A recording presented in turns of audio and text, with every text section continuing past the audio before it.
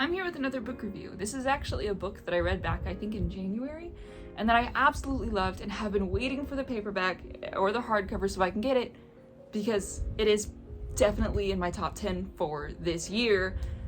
So, and that's saying something because we're only halfway through the year. This is called The Azure Abyss by Ian Emmerson. Let me go ahead and read you that summary. Amidst the smog of Victorian England, the floating city of Alexandria on the Azure Abyss represents the pinnacle of human aspiration, rising above the English coast into the realms of possibility. It stands as a crowning jewel of progress, its gears and pistons a beating heart of hope for all who gaze upon its splendor. Yet, behind its lustrous façade, a veiled history whispers of forgotten truths buried in the depths of its mechanical heart. Thaddeus, a wily engineer, Bella, a troubled healer, and Percy, an ambitious combatant who have been chosen as this generation's torchbearers. They are tasked with mending the city's faltering engines, but as they peel back layers of shadow, they find harrowing secrets and nightmarish creatures inside the corroded foundation of Alexandria.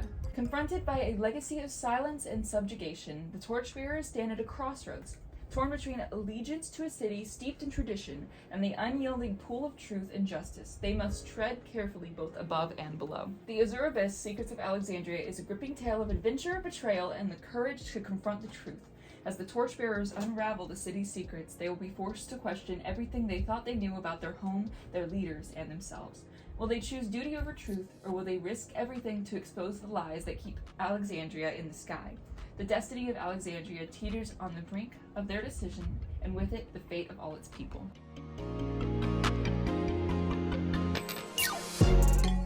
So it's taken me a while to get around to doing this review.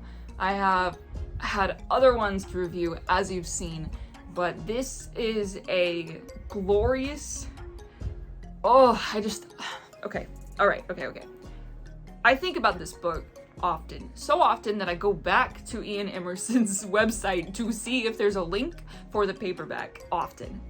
I got the ARC version and I absolutely adored it. I just keep saying that because it's so true. The characters are so well-rounded and they are so unique. And the intro just draws you in. Watching these characters grow and learn to trust one another and lean on one another is such an honor, I feel like. So basically there's this floating city called Alexandria, right? And these people all live on it. But the history that they were told of this glorious, glorious city is just grossly, I don't want to say misled, it is grossly, it's been adorned. It's been touched up. You know, the winners of the wars get to tell the stories, right? Kind of like this. There's so much tradition surrounding this world and these characters whenever they go down into the bowels of this city.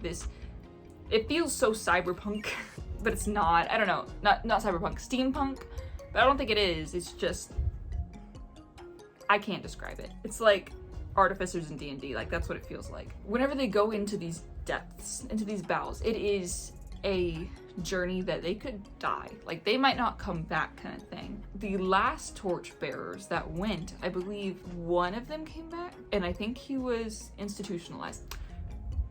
Don't remember if that's what happened, but I think that is. Anyway, they go down in there and they find these monsters that aren't supposed to be down there. Then they find a civilization that's not supposed to be down there because no one's supposed to be down there. Things have been altered and changed. The creatures that live down there are amazing. This whole thing is so unique and creative and it just touches you and it pulls you. I couldn't stop reading this. This was something I read in 1 or 2 sittings probably. Whenever I found time, I was pulling it out and reading it whenever I could. I loved it so much. In fact, I'm gonna look for it again. Hold on. Fruitless. It's still not out yet. Whenever it does come out though, I definitely want to. I think that's what I was waiting for. I was waiting for it to come out to do this video, but it hasn't, and I just want to talk about it because I loved it so much. The characters are great. There's an old guy. He's not that old, but he's an old guy, and he's like a mechanic, and he's so good at what he does. They're like, we need you, because we need you to look at the things that are keeping us afloat. And so, yeah, and then there's a girl that's a healer, because it's dangerous down there.